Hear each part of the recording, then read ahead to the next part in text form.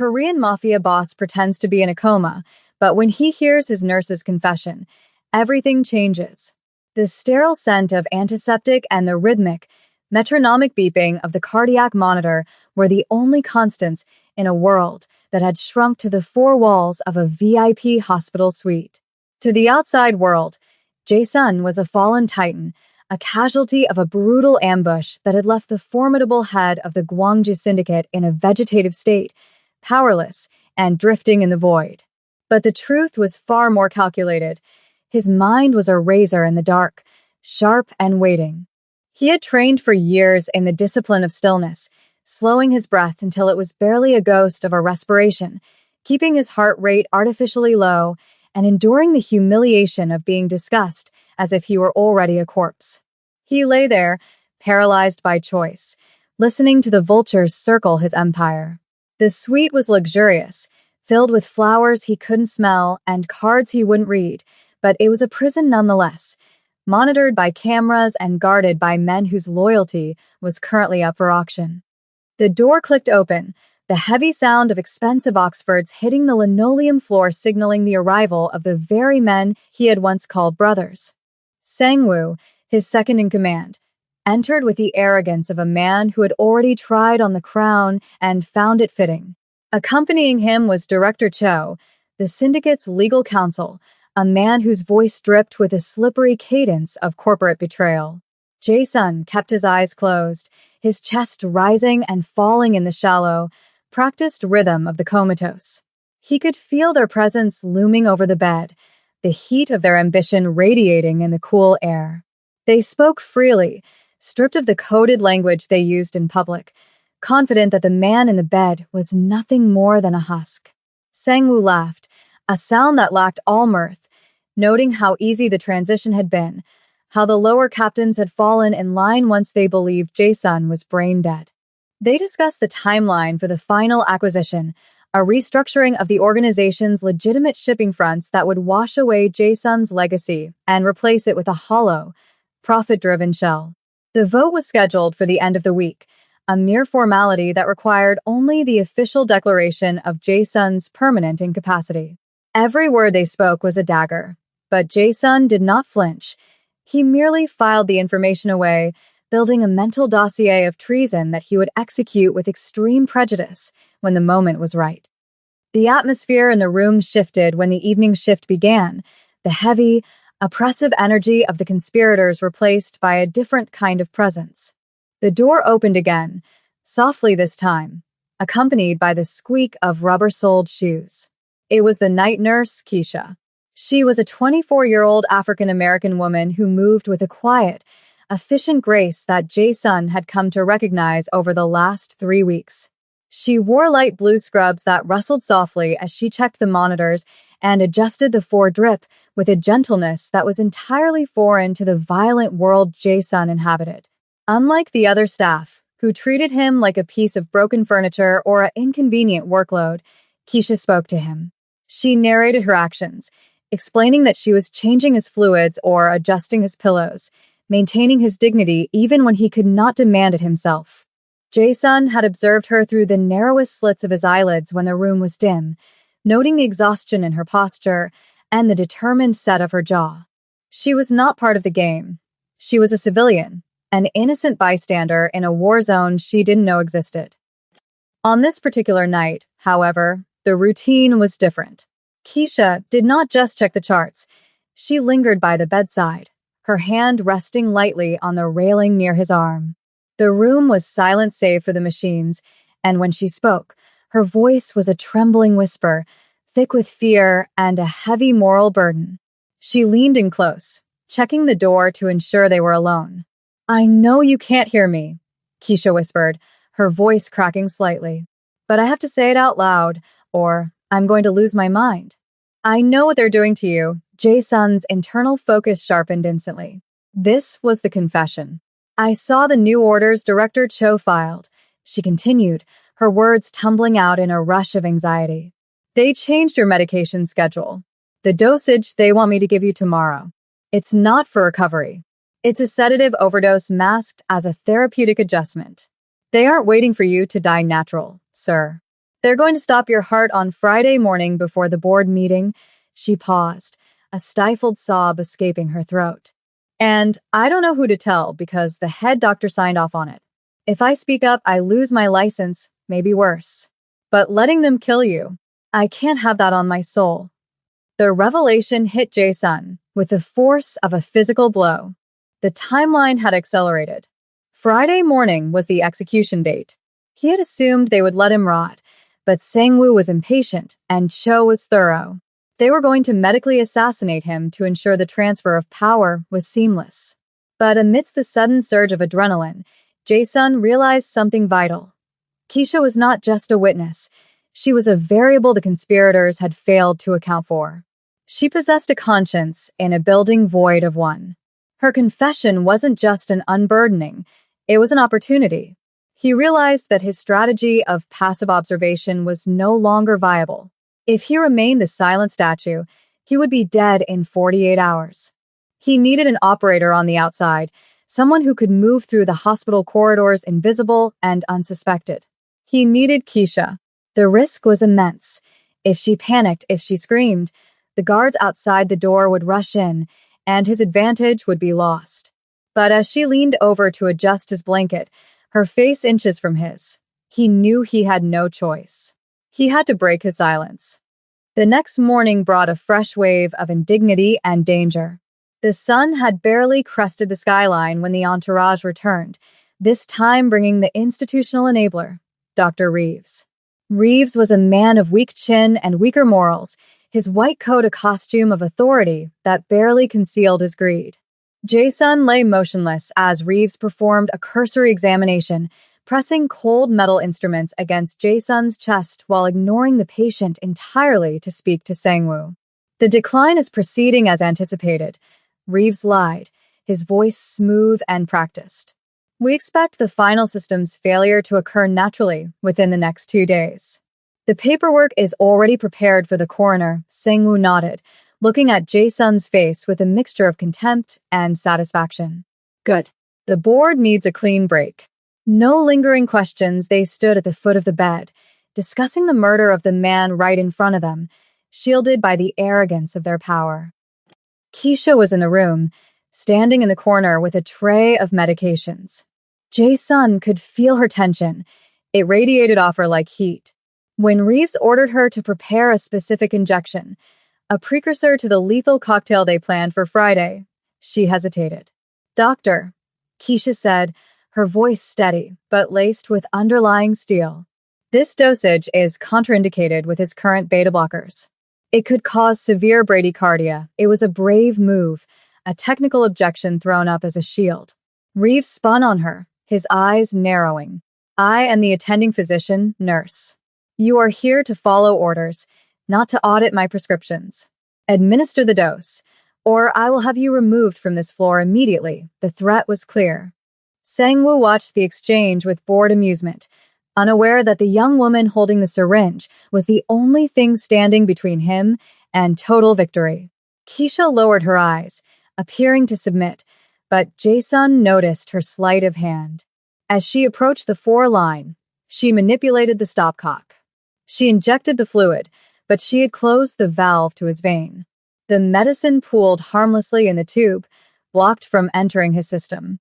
She had saved him, right in front of their eyes. That night, the hospital settled into the eerie quiet of the third shift. The guards outside were lax, lulled into complacency by weeks of inactivity. Inside the room, the lights were dimmed to a low amber glow.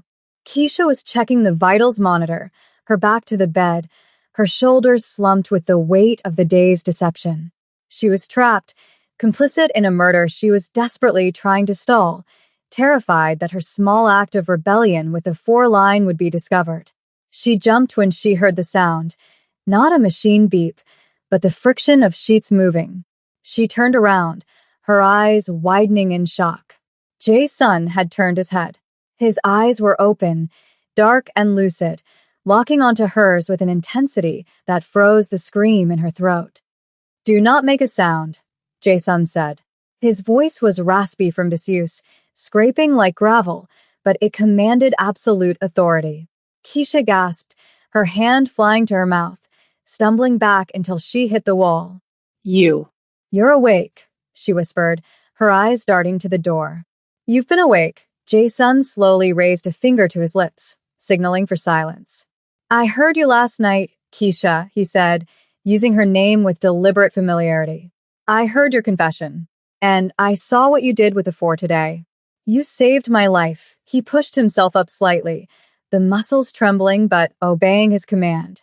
They planned to kill me on Friday. You know this. And I know that you are the only person in this building who hasn't been bought. Keisha was shaking, tears welling in her eyes. I don't know what to do. They're powerful men. If they know you're awake, they'll kill us both right now. That is exactly why they cannot know, Jason replied, his gaze unwavering. Not yet. I need your help, Keisha. I cannot move freely, but you can. You are the invisible woman. They see a nurse. They see furniture. They don't see a threat. He beckoned her closer. She hesitated, terrified, but the moral clarity that had compelled her to confess the night before pulled her toward him. She approached the bed, her heart hammering against her ribs. What do you want me to do? She asked. Jason's expression hardened into the look of a general surveying a battlefield. I need eyes and ears. I need proof. Director Cho carries a tablet. He records everything for leverage. Sang-woo uses a burner phone for the off-book orders. I need you to be my spy. It was an impossible request, asking a 24-year-old nurse to infiltrate a Mafia conspiracy, but as she looked at the man who had fought his way back from the brink of death, she realized there was no neutral ground left. She nodded slowly. The alliance was formed. The following day, the atmosphere in the VIP suite transformed from a waiting room for death into a covert operations center. The transformation was invisible to the naked eye. To anyone watching on the security feed, it looked like standard patient care. Keisha moved with her usual efficiency, but every action now had a dual purpose. When she changed the bedding, she whispered updates on the guard rotations. When she checked the IVs, she received instructions on what specific phrases to listen for. Jason, though still physically weak, was mentally accelerating, guiding her through the treacherous waters of corporate espionage. He taught her how to look without turning her head, how to leave a recording app running on her phone while it sat innocuously on a medication cart. The first test of their partnership came just hours later. Director Cho arrived alone, pacing the room while on a call, his voice low and agitated. The offshore accounts need to be ready by Friday noon, he hissed into his phone. Once the flatline is confirmed, we transfer the assets immediately. I don't care about the encryption keys. We bypass them with the death certificate. Keisha was in the room, emptying the waste bin. Her heart thundered in her ears, loud enough, she feared, to be picked up by the microphone. She had placed her phone on the counter behind Cho, the screen dark, but the recorder running. She moved slowly, fighting the urge to flee. Cho turned, his eyes sweeping over her dismissively before returning to the window. Yes, the nurse is irrelevant. Just get it done. He ended the call and left, leaving the phone behind on the counter for a split second before scooping it up, but he missed Keisha's phone.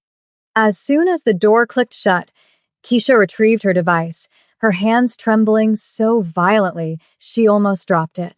She rushed to the bedside, playing the audio back for Jason. The quality was crisp.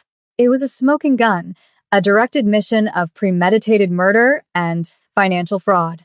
Jason listened, a grim smile touching his lips for the first time. Perfect, he whispered. This is the first nail in their coffin, but the recording was only one piece of the puzzle. To dismantle them completely, he needed to know the full extent of the network. He needed to know who on the board had betrayed him. We have the method, Jason said, his voice stronger now. Now we need the roster. Tonight, you need to get into the nurse's station computer. Access Dr. Reeves' private files. He documents his special consultations. That list will tell me who I need to destroy and who I can spare. Keisha looked at him, fear still present but now tempered by a rising sense of purpose. She wasn't just a nurse anymore. She was the right hand of the boss, and they were going to take back the kingdom. The hallway outside the nurse's station was bathed in the sickly, flickering fluorescent light that characterized the graveyard shift, a stark contrast to the shadowed intimacy of the VIP suite where a mafia boss and a nurse plotted a revolution. Keisha stood at the precipice of the corridor, her heart hammering a frantic rhythm against her ribs as she clutched a clipboard to her chest, using it as a shield against the creeping dread. It was 3 a.m., the dead hour, the time when human error was most likely and when the hospital's skeletons were buried in digital graves. Jae-sun had been precise in his instructions, his mind dissecting the hospital's security protocols with the same ruthless efficiency he used to dismantle rival gangs. He needed the ledger, Dr. Reeves' private consultation log, which Jae-sun suspected was a thinly veiled record of bribes and illicit prescriptions. Keisha approached the main terminal, her hands trembling as she reached for the keyboard. The login screen blinked at her, a blue cursor pulsing like a taunt. Earlier that day, under the guise of organizing Reeves' desk, she had placed a piece of clear tape over his keyboard, later dusting it with crushed chalk from the supply closet to see which keys were pressed, a trick Jae-sun had whispered to her from his bed. The pattern suggested a date. She typed it in. The date of Reeves' medical board certification. Access granted. The screen flooded with data, casting a ghostly pallor over her face as she navigated the labyrinth of folders. She found it buried under a directory labeled Archived Research, a spreadsheet titled External Revenue. It was a roadmap of corruption, detailing payments from Sangwoo shell companies directly into Reeves' offshore accounts, with line items explicitly referencing subject JS termination. As the file transferred to the encrypted USB drive Jae-sun had guided her to locate in his personal effects, hidden in the lining of his suit jacket hanging in the closet, the elevator chimed at the end of the hall. The sound was like a gunshot in the silence. Keisha froze, her eyes darting to the progress bar. 85%. Footsteps echoed, heavy and deliberate, not the squeak of nursing shoes, but the thud of security boots. It was the private contractor hired by Sangwoo to monitor the floor. Keisha couldn't run. That would imply guilt. She forced herself to breathe, willing her posture to relax into the slump of a tired employee catching up on paperwork. The guard rounded the corner, his gaze sweeping over her with suspicion. "Late night for filing, isn't it?" he grunted, his hand resting casually near his belt. Keisha didn't flinch, channeling the icy composure Jae-sun had modeled for her. "Dr. Reeves needs these charts audited before the board meeting tomorrow," she lied, her voice steady despite the nausea churning in her stomach. "Unless you want to explain to him why his audit is incomplete?" The guard hesitated, the mention of Reeves and his notorious temper, enough to make him back down. He grunted an affirmation and continued his patrol. The drive flashed, complete. She yanked it free, slid it into her pocket, and walked away with the casual pace of someone who had nothing to hide while carrying the evidence that would topple an empire. Thursday dissolved into Friday with an agonizing slowness, the hours ticking down toward the execution scheduled for 9 a.m. The atmosphere in the suite was suffocating, a pressure cooker of unspoken tension. To the outside world, Jae-sun was fading. His monitors were calibrated to show a gradual decline in vital signs, a digital deception orchestrated by Keisha's manipulation of the sensor leads. But inside the bed, Jae-sun was coiled like a viper. He had spent the last 24 hours mentally rehearsing every variable, consuming the data Keisha had stolen. The scope of the betrayal was wider than he had anticipated. It wasn't just a coup, it was a liquidation. Sangwoo had arranged to sell the syndicate's shipping routes to a Russian conglomerate immediately upon Jae-sun's death, a deal that would flood the streets with product Jae-sun had strictly forbidden. The moral stakes had shifted. This was no longer just about his survival, but about preventing a chaotic flood of violence that would engulf the city. Keisha moved around the room, performing her final checks, but her eyes were red-rimmed from lack of sleep. They had made contact with the one external variable Jae-sun could trust, Attorney Kong, a man of archaic honor who had been pushed out by Director Cho, but never fired. Through a burner email accessed on the hospital Wi-Fi, they had sent the encrypted files. The reply had been a single word. Received now. They just had to survive the morning. You have to leave the room when they come, Jae-sun whispered during her morning rounds, his voice barely audible over the hum of the HVAC. If things go wrong, I do not want you in the crossfire. Keisha shook her head, adjusting his blanket with fierce determination. No. I'm the nurse. I have to be here to administer the final dose if I leave. Reeves does it himself, and he won't hesitate. I'm staying. It was a defiance that Jae-sun respected, a sign that the civilian had forged herself into a soldier in the span of 3 days. He didn't argue. He simply closed his eyes as the heavy oak doors swung open. The air in the room changed instantly, soured by the arrival of Sang-woo, Director Cho, and Dr. Reeves. They wore dark suits, dressed for a funeral they were eager to attend. There was no pretense of sorrow today, only the impatient energy of men checking a box on a to-do list. Time of death will be recorded as 9:15 a.m., Reeves stated clinically, opening a silver case on the rolling table. He withdrew a syringe filled with a clear, viscous liquid, potassium chloride, enough to stop a heart instantly. Heart failure secondary to trauma complications. Clean. Simple, Sang-woo stood at the foot of the bed, staring at the man who had been his mentor, his face devoid of anything but greed. Do it, Sang-woo commanded. The buyers are waiting. The moment stretched, elastic and terrifying. Dr. Reeves stepped forward, the needle glinting under the harsh overhead lights. Keisha stood by the monitor, her hands clasped so tightly her knuckles were white, waiting for the signal. Reeves swabbed the injection port on the foreline, the smell of alcohol sharp and stinging. Goodbye, boss, Sang-woo muttered, checking his watch. As Reeves' thumb depressed the plunger, ready to push the lethal dose into the line, the rhythm of the heart monitor did not slow. It accelerated. A steady, powerful thumping filled the room, faster and stronger than a dying man's heart should ever be. Reeves paused, confused, looking up at the screen. In that split second of hesitation, the hand that had lain motionless for weeks shot up. Jae-sun's fingers clamped around Reeves' wrist with the crushing force of a hydraulic press. The doctor yelped, dropping the syringe, which clattered loudly onto the linoleum. The room froze. Sang-woo took a step back, his face draining of color. Jae-sun slowly opened his eyes, and the fog of the coma was gone, replaced by a burning, terrifying clarity. He sat up, the movement fluid and controlled, ignoring the wires that pulled at his chest. He didn't look at the doctor wincing in his grip. His eyes were locked on his second-in-command. You are always impatient, Sang-woo, Jae-sun said, his voice rough but booming, filling the silence with command. And you, Cho, were always sloppy. The shock in the room was palpable, a physical force that pinned the conspirators to the floor. He's awake, Cho stammered, backing toward the door. Guard. Get the guard. But the door didn't open for his mercenaries.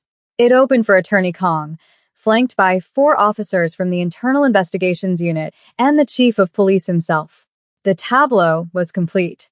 Jae-sun released Reeves, shoving him backward into the medical cart with a crash. There is no need for guards, Jae-sun continued, swinging his legs over the side of the bed. The police have the recording of you ordering my murder, Cho. And they have the bank records you thought were secure, he pointed to Keisha, who stepped forward, no longer the terrified nurse, but the witness for the prosecution. She handed a tablet to the chief of police, who tapped the screen. Ko's voice, clear and undeniable, filled the room from the recording days prior.